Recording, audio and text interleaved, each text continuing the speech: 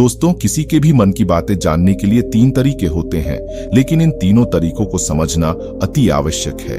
यदि आप इन तीनों तरीकों को समझ लेते हैं तो आप किसी के भी मन की बातें बड़ी ही आसानी से जान सकते हैं, समझ सकते हैं। तो चलिए इसे एक बुद्ध कहानी के माध्यम से समझते हैं कि किस तरह से आप दूसरों की मन की बातें जान सकते हैं, समझ सकते हैं। बहुत समय पहले की बात है। एक छोटा सा गांव था। उस गांव में 2 भाई रहा करते थे। बड़ा भाई अंधा था, जिसके कारण वो हमेशा घर पर ही बैठा रहता था और छोटा भाई खेती किया करता था। लेकिन खेतों में अधिक जानवर आने से पूरी फसलें नष्ट हो जाती थीं, जिस कारण छोटा भाई बहुत परेशान हो चुका था। तभी उसे एक तरकीब सूझी और एक दिन उसने सोचा, खेतों में से इन जानवरों को भगाने के लिए क्यों ना मैं अपने बड़े भाई की मदद लूं। वैसे भी बड़े भैया अंधे, अगर वह खेत में बैठे रहेंगे और जानवरों की आहट आने पर वह उन्हें जोर से चिल्लाकर भगा सकते हैं, जिससे हमारी फसलें बच सकती हैं। इसलिए उन्हें मैं खेत में बिठा देता हूं। ये सब सोच विचार करने के बाद उसने अपने खेत में ही एक छोटी सी झोपड़ी तैयार की और अपने अंधे भाई को उस खेत में बैठा दिया और उनसे कहा, भैया, यदि कोई जानवर की आहट आपको सुनाई दे तो आप जोर जोर से चिल्लाना। यह सुनकर वह जानवर यहां से भाग जाएंगे और हमारी फसलें नष्ट होने से बच जाएगी। बड़ा भाई अपने छोटे भाई की बात मान लेता है और वो उस दिन से खेत में ही रहना शुरू कर देता है। जब भी किसी जानवर की आहट उसे सुनाई देती तो वो तुरंत जोर जोर से चिल्लाना शुरू कर देता, जिससे वह जानवर उसके खेतों से भाग जाते। ऐसा करते करते कई दिन बीत चुके थे। तभी एक दिन उसके खेत में एक हिरण भागता हुआ आया और वह खेत के बांध को तोड़कर वहां से भाग गया। लेकिन उसी हिरण का पीछा करते हुए एक राजा भी उस खेत में आ पहुंचा। तभी राजा की नजर उस अंधे भाई पर पड़ती है। राजा उस व्यक्ति से कहता है, देखो, मैं यहाँ पर एक जानवर का पीछा करते हुए आया हूँ, क्या तुमने उस जानवर को यहाँ पर देखा है? इस पर वो व्यक्ति कहता है राजन, मैं तो अंधा हूँ, मैं भला किसी जानवर को कैसे देख सकता हूँ, लेकिन मैं आपको इतना जरूर बता सकता हूं कि जो जानवर मेरे खेतों से होकर भागा है वह आपके लायक नहीं है। आप उसके पीछे अपना समय यूं ही व्यस्त कर रहे हैं। राजा उस अंधे व्यक्ति की बात सुनकर बड़ा अचरज में पड़ गया। वो ये सोचने लगा कि आखिर यह तो अंधा है, फिर इसे कैसे पता कि जिस हिरण को मैं तलाश रहा हूं वह हिरण मेरे लायक है ही नहीं। यह अंधा व्यक्ति मुझे कैसे बता सकता है? तभी राजा उस अंधे व्यक्ति से कहता है, कहीं तुम मुझसे झूठ तो नहीं कह रहे हैं? एक तरफ तुम ये कहते हो कि तुम अंधे हो और दूसरी तरफ तुम ये भी कह रहे हो कि जो जानवर यहां से भागा है वो मेरे लायक नहीं है। इस पर वो अंधा व्यक्ति कहता है, हे राजन, जिसे आप एक हिरण समझ रहे हैं, असल में वह एक हिरण ही नहीं है बल्कि एक हिरणी है, और वह भी गर्भवती है। और जहां तक मुझे ज्ञान है, मैंने कभी किसी राजा को किसी गर्भवती हिरणी का शिकार करते हुए नहीं सुना है, और इसी कारण मैं आपसे ये कह रहा हूं कि वो आपके लायक नहीं है। आप उसके पीछे अपना समय व्यर्थ ना करें। ये सुनकर राजा और भी अचरज में पड़ गया। वो ये सोचने लगा कि आखिर ये अंधा आदमी यह कैसे जान सकता है कि वो हिरनी है और गर्भवती है। राजा कुछ देर सोच विचार करने के बाद अपने सेनापति से कहता है, सेनापति जी, मुझे वो जानवर जिंदा चाहिए, क्योंकि मुझे यह पता करना है क्या वो हिरनी है और क्या वह गर्भवती है, क्योंकि यह अंधा आदमी बहुत विश्वास के साथ कह रहा है और मुझे इस बात की पुष्टि करनी है। यदि वह हिरनी हुई और गर्भवती हुई तो वह हमारे शिकार के लायक नहीं है, क्योंकि हम तो एक हिरण का पीछा कर रहे थे। इसलिए जाओ और पता करो कि क्या वो हिरनी है। सेनापति राजा से आज्ञा लेकर आगे की ओर बढ़ चलता है और कुछ देर बाद जब वह वापस लौटकर आता है तो वह राजा को कहता है, हे राजन, इस अंधे आदमी ने जो भी बातें कही हैं वो बिल्कुल सही है। वो एक हिरनी ही है और वह गर्भवती भी है। ये सुनकर राजा आश्चर्यचकित रह गया। उसे समझ नहीं आ रहा था कि आखिर अंधा आदमी कैसे पता कर सकता है कि वह जानवर एक हिरनी है और तो और वह गर्भवती है। भला एक अंधा आदमी यह कैसे देख सकता है और यह कैसे जान सकता है? आखिर इससे यह कैसे पता चला? ऐसे कई सारे प्रश्न अब राजा के मन में उमड़ने लगे। अब राजा ने यह ठान लिया था कि मुझे इस बात की तह तक पहुंचना ही है कि आखिर ये अंधा आदमी कैसे जानता है कि वह जानवर एक हिरनी है। ये सोचकर राजा उस अंधे आदमी के पास जाता है और उस अंधे आदमी से कहता है, देखो, मैं ये तो नहीं जानता कि तुम सचमुच अंधे हो या नहीं, लेकिन मैं तुमसे एक बात जानने आया हूं, क्या तुम मेरे प्रश्न का सही सही जवाब दोगे? इस पर अंधा व्यक्ति कहता है, हे राजन, आप जो कुछ पूछना चाहते हैं मुझसे पूछ सकते हैं, मैं आपको बिल्कुल सच सच जवाब दूंगा। इस पर राजा कहता है, देखो, एक तो तुम कहते हो कि तुम अंधे हो और दूसरी तरफ तुमने ये बता दिया कि जिस जानवर का पीछा मैं कर रहा हूं वह एक हिरणी है और वह गर्भवती भी है। आखिर तुम्हें यह कैसे पता चला? तुम्हारे खेत में और भी तो जानवर आते होंगे और भी तो जानवर यहां से गुजरते होंगे, फिर तुमने यह कैसे अंदाजा लगाया? तभी वह अंधा व्यक्ति राजा से कहता है, हे राजन, आप जिस हिरनी का पीछा कर रहे थे वही हिरनी जब मेरे खेत में आई, उसकी रफ्तार और उसके भागने की आहट से मुझे यह एहसास हो चुका था कि यह एक हिरनी है और मेरे खेत की जो बांध है वह बहुत छोटी है, उसकी ऊंचाई ज्यादा नहीं है। यदि कोई हिरण होता तो उस बांध को बड़ी आसानी से लांघ जाता, लेकिन वह हिरनी इस बांध को तोड़कर भागी है और यदि वह इस बांध को छलांग लगाकर पार करने का प्रयास करती तो इससे उसके बच्चे को खतरा होता, और इसी बात से मैंने ये पता लगा लिया कि वह गर्भवती है। इस कारण वह ज्यादा ऊंची छलांग लगाकर मेरे खेत की बांध को तोड़ते हुए भाग गए। इस पर राजा के मन में एक और प्रश्न उठा। राजा ने कहा, किंतु तुम्हें कैसे पता चला कि वह एक हिरनी ही है? और भी तो कोई नवर यहाँ पर आ सकते हैं। इस पर वह अंधा व्यक्ति कहता है, हे राजन, मैं पूरा दिन सुबह शाम यहीं पर बैठा रहता हूँ और मेरी सुनने की शक्ति बहुत तेज है। मैं ये बाप जाता हूँ कि कौन सा जानवर मेरे खेत में आया है और उसी के आधार पर मैं जोर जोर से चिल्लाता हूँ ताकि वो मेरे खेत से भाग जाए और मेरे खेत की फसलों को नष्ट ना कर पाए। राजा उस अंधे आदमी का यह जवाब सुनकर पूरी तरह से संतुष्ट हो चुका था। वह मन ही मन यह सोच रहा था कि आदमी भले ही अंधा हो, लेकिन यह तो बड़ा ज्ञानी मालूम पड़ता है। इस आदमी से कुछ ना कुछ तो काम निकलवाना ही चाहिए। ये विचार लिए हुए राजा वहां से वापस अपने महल की ओर लौट जाता है। राजमहल पहुंचते ही राजा उस अंधे व्यक्ति से कहता है, आप तो बड़े ज्ञानी व्यक्ति हैं, आपको किसी भी बात का पता बड़ी आसानी से चल जाता है। आज मैंने आपको यहाँ पर इसलिए बुलाया है क्योंकि मैं आपसे ये जानना चाहता हूँ कि मेरी पत्नी पतिव्रता है या नहीं। इस पर वो अंधा व्यक्ति कहता है, हे राजन, यह कैसा प्रश्न हुआ? इस पर राजा कहता है, मैंने आपसे बिल्कुल उचित प्रश्न किया है, मुझे इस प्रश्न का उत्तर दीजिए। इस पर वो अंधा व्यक्ति कहता है, हे राजन, ये सारी बातें जाने दीजिए। आपकी शादी को इतने साल बीत चुके हैं और अब आप ये बात क्यों जानना चाहते हैं? आपके मन में ऐसे प्रश्न क्यों उठ रहे हैं? इस पर राज जिद करते हुए कहता है, देखिए, आपको मुझे इस प्रश्न का उत्तर तो देना ही होगा। यदि आप मुझे इस प्रश्न का उत्तर नहीं देंगे तो मैं आपको मृत्युदंड दे दूंगा। राजा के मुंह से यह बात सुनकर वह अंधा व्यक्ति कहता है, हे राजन, यदि आप इस प्रश्न का उत्तर चाहते हैं तो उसके लिए आपको मेरा एक काम करना होगा। राजा कहता है, बोलो, मुझे क्या काम करना होगा? इस पर व्यक्ति कहता है, इसके लिए आपकी पत्नी को मेरे साथ कमरे में अकेले छोड़ना होगा। उस अंधे व्यक्ति की यह बात सुनकर राजा पहले तो क्रोधित हो जाता है, लेकिन फिर कुछ सोच विचार करने के बाद वह उस व्यक्ति की बात मान लेता है और अपने सेनापति को आदेश देता है, सेनापति जी, इस व्यक्ति को और मेरी पत्नी को एक कमरे में कुछ देर के लिए अकेला छोड़ दें। सेनापति बिल्कुल वैसा ही करता है। अब राजा की पत्नी और अंधा आदमी एक कमरे में बंद हो चुके होते हैं। तभी वो अंधा आदमी राजा की पत्नी से कहता है, उसे आपको छूना है।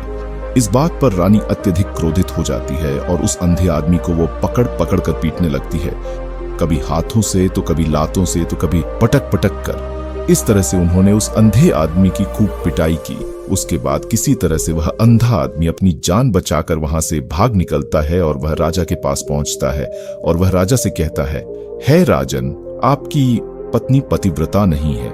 यह बात सुनकर राजा अत्यधिक क्रोधित हो उठता है और राजा अपनी तलवार निकालकर सीधा अपनी पत्नी की ओर जाता है और क्रोधित होकर वह अपनी रानी से कहता है, रानी जी, आज मैं जो भी सवाल आपसे करने वाला हो उसका मुझे सच सच जवाब दीजिएगा, और यदि आपने एक शब्द भी झूठ कहा तो मैं आपका अभी के अभी सर धड़ से अलग कर दूंगा, तभी आगे बढ़ें। राजा कहता है, मुझे बताइए, क्या आप पतिव्रता हैं या नहीं? इस पर रानी कहती है, हे राजन, आप भले ही मुझे जान से मरवा दीजिए, लेकिन मैं पतिव्रता नहीं हूं। राजा यह बात सुनकर बहुत खुश हुआ क्योंकि उस अंधे आदमी ने जो भी कहा था वह बिल्कुल सच था। यह बात सुनकर तुरंत ही राजा उस आदमी के पास पहुंचता है और आकर उस अंधे आदमी से कहता है, तुम्हें कैसे पता चला कि मेरी पत्नी पतिव्रता नहीं है? इस पर वह अंधा आदमी कहता है, हे राजन, बड़ी सीधी सी बात है। मैंने तो आपकी पत्नी से बस इतना ही कहा था कि मुझे आपको छूना है, और इस बात पर वह इतना क्रोधित हो उठी कि उन्होंने गुस्से में आकर मुझे लात घूंसों से पीटना शुरू कर दिया। और भला कोई औरत किसी और मर्द को कैसे छू सकती है? लेकिन उन्होंने ना आप देखा न ताव बस लात घूंसे मुझ पर बरसाने शुरू कर दिए। वह भी तो एक छूना ही हुआ, और एक पतिव्रता नारी कभी भी पराये मर्द को नहीं छूती। जब मैंने उसे छूने के लिए कहा था तो वह उस वक्त मुझे मना कर सकती थी, लेकिन उन्होंने तो मुझे पीटना शुरू कर दिया, और देखते ही देखते उन्होंने मेरे पूरे शरीर को छू लिया। अब आप ही बताइए, ऐसी स्त्री भला पतिव्रता कैसे हो सकती है?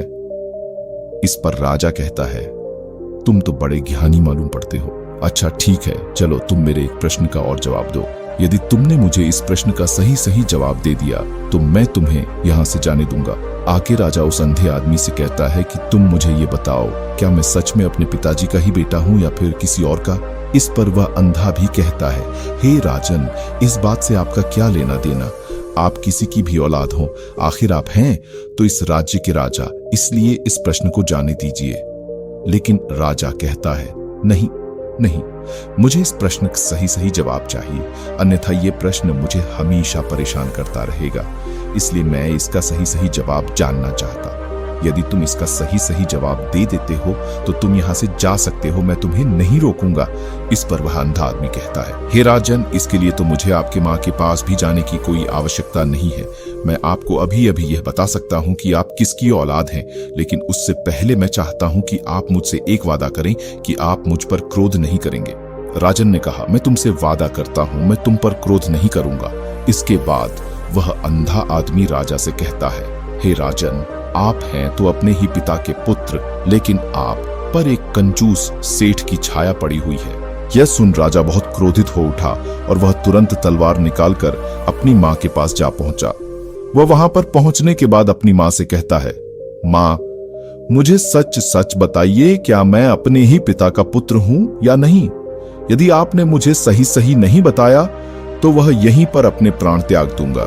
मुझे बताओ, क्या सच है? इस पर उस राजा की माँ कहती, बेटा, तू है तो अपने ही पिता का पुत्र, लेकिन तुम्हारे ऊपर एक कंजूस सेठ की छाया पड़ी हुई है। जब मैं एक बार नहाने के बाद अपना मुंह आईने में देख रही थी, तभी उस कांच के पीछे मुझे एक कंजूस सेठ नजर आता है और उसी की छाया तुम पर पड़ चुकी है। ये सुन राजा बहुत खुश हो जाता है और वह तुरंत दौड़ा दौड़ा वापस उस अंधे आदमी के पास पहुंचता है और उस अंधे आदमी से कहता है, तुम्हें यह कैसे पता चला कि मुझ पर एक कंजूस सेठ की छाया पड़ी हुई है? इस पर वह आदमी कहता है, हे राजन, आपने मुझसे कई सारे सवाल पूछे जिनका जवाब मैंने आपको सही सही दिया है। यदि कोई और राजा होता तो मुझे इसके बदले में ढेरों सारे इनाम मिल चुके होते, लेकिन अब तक आपने एक फुटी कौड़ी तक नहीं दी है। इस बात से ही मैंने अंदाजा लगा लिया था कि आप बहुत कंजूस हो। ये बात सुनकर राजा जोर जोर से हंसने लगा और कहता है कि आप जो भी मांगेंगे वह मैं आपको अवश्य दूंगा, लेकिन मुझे ये बताओ कि तुम्हें कैसे पता चल जाता है कि कौन सी बात सही है और कौन सी गलत? तुम किसी भी बात का इतना सटीक और सही जवाब कैसे दे पाते हो? इस पर वह अंधा आदमी कहता है, हे राजन, मैं तो वैसे ही अंधा हूं। यदि मेरी आंखें होती तो मैं किसी की भी मन की बातें बड़ी सरलता से जान लेता। मन की एक भाषा होती है और ये भाषा मनुष्य के शरीर के व्यवहार के रूप में देखी जा सकती है। उसकी आंखों से, उसके होठों से, उसके काम करने के तरीके से, उसकी क्रियाओं से पता किया जा सकता है कि उसके मन में क्या चल रहा है। उसके आधार पर हम किसी के भी मन की बातें जान सकते हैं, लेकिन मैं तो अंधा हूं, मैं देख नहीं सकता, इसलिए मैं क्रियाओं से देखता हूं।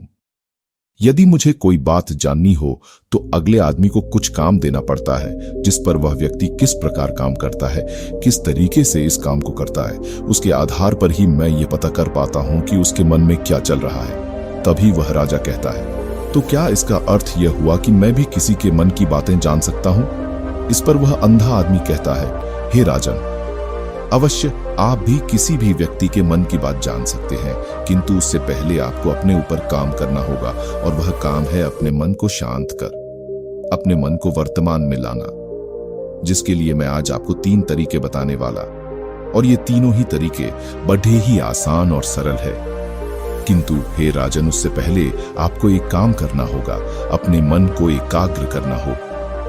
जब हम अपने मन को एकाग्र करते हैं, अपने मन को वर्तमान में लाते हैं, तो हम दूसरे के मन की बात जान सकते हैं, क्योंकि वह आदमी अभी भी अपने मन में वर्तमान में ही सोच रहा है और हमें भी मन को वर्तमान में ही लाना होगा। तभी हम उसके मन की बातें जान सकते हैं। यदि हम अतीत में हुई घटनाओं के बारे में सोच रहे हैं, तो वह जो अगला आदमी वर्तमान में सोच रहा है, वर्तमान में अपने मन में बात कर रहा है, वह हम कैसे जान पाएंगे? क्योंकि हम तो अतीत की घटनाओं में डूबे हुए हैं। इसलिए किसी के भी मन की बात जानने के लिए सबसे पहले हमें हमारे मन को एकाग्र करना होगा, उसे वर्तमान में लाना होगा।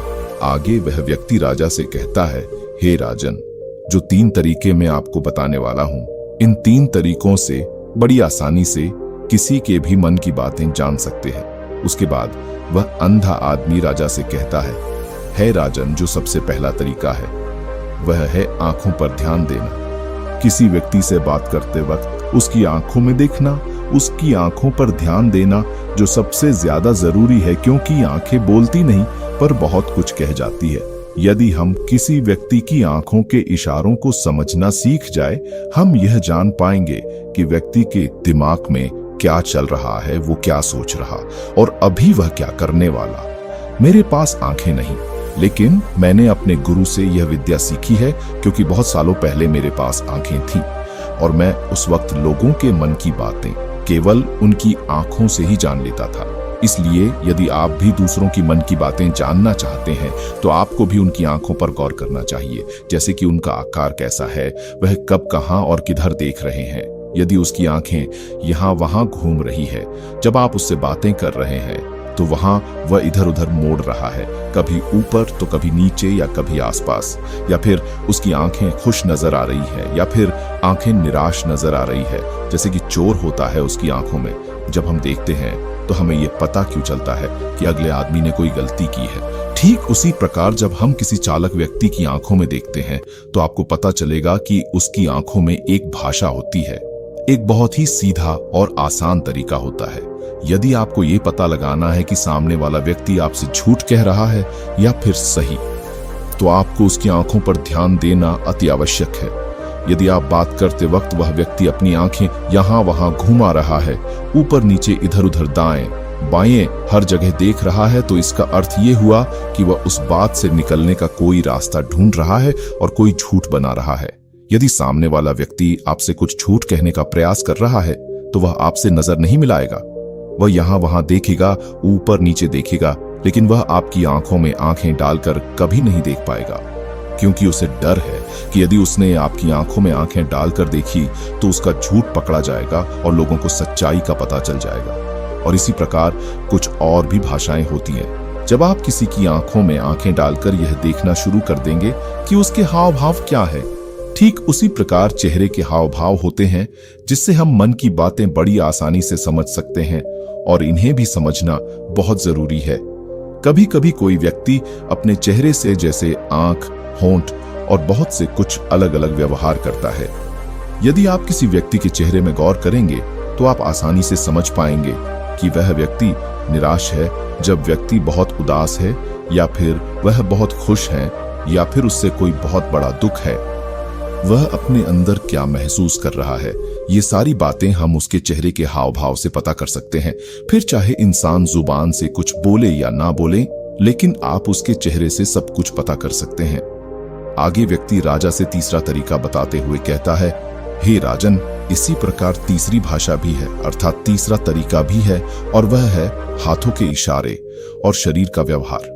मन की बात समझने के लिए हमें हाथ के इशारे और शरीर के व्यवहार को समझना बहुत आवश्यक है। कोई व्यक्ति जब बात करता है, तो आपने देखा होगा कि वो अपने हाथों को हिलाता रहता है, अपने हाथों से इशारा करता रहता है। बातों के साथ साथ अपना शरीर का जो व्यवहार है, अर्थात बॉडी लैंग्वेज, उसका भी पूरा उपयोग करता है, जिससे हमें यह पता चल पाता है कि वह व्यक्ति हमारी बातों पर कितना ध्यान दे रहा है और उसके मन में क्या चल रहा है। शरीर के व्यवहार को देखने के लिए उसके हाथ मटकाने, शरीर मटकाने और चेहरे पर बार बार हाथ लाल, हाथों का एक दूसरे से मसलना, ऐसी बहुत सी क्रियाएं होती है, उस पर हमें ध्यान देना अति आवश्यक। मन की बात को समझने के लिए हमें शरीर के व्यवहार को भी समझना पड़ता है। यदि हम इन 3 तरीकों को सही तरीके से ध्यान देकर इन 3 तरीकों को अच्छे से समझ लेते हैं तो हम बहुत जल्दी किसी भी व्यक्ति के मन की बातें बड़ी सरलता और सहजता से जान सकते हैं। इसलिए यदि आपको किसी के मन की बातें जाननी है तो आपको उसकी आंखों पर,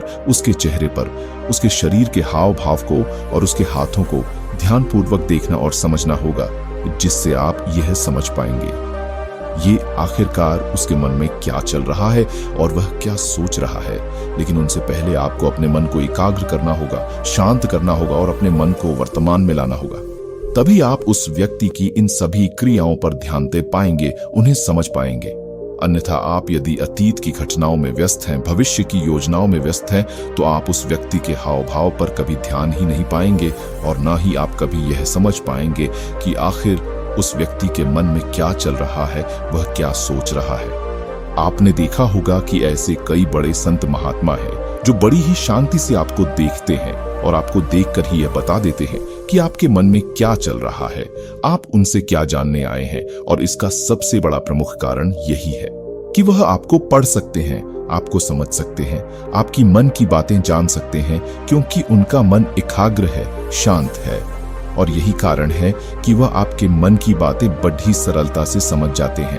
तो दोस्तों, उम्मीद करता हूं आपको इस कहानी से एक अच्छी सीख मिली होगी।